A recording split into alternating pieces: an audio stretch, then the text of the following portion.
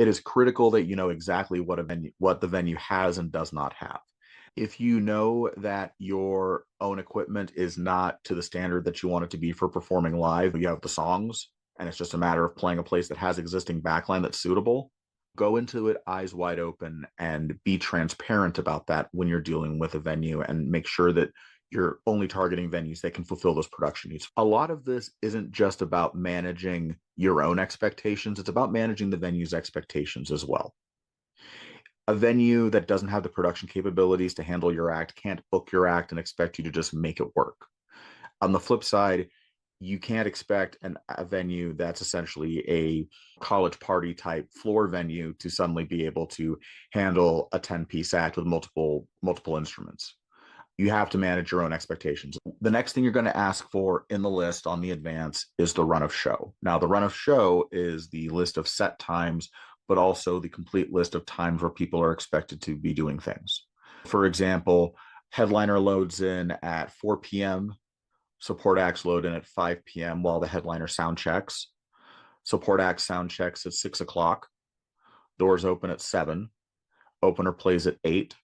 Direct support plays at 9. Headliner plays at 10. Artists load out at midnight. It is really important that you have this run of show in advance of the show so that you can make sure that you are on time for everything. And if there is a problem or an issue, that you're able to fix it right away. Make sure you have dialed in again in advance. A lot of this is about managing expectations. You want to know exactly what the hospitality situation is, and you want to know what the guest list situation is.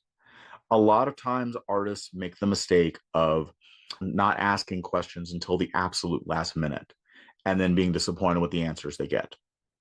It's one thing to ask a promoter 2 weeks out, hey, we would like some extra guest spots on this show because we got a friend with a birthday. Could we possibly get 10 spots instead of 5?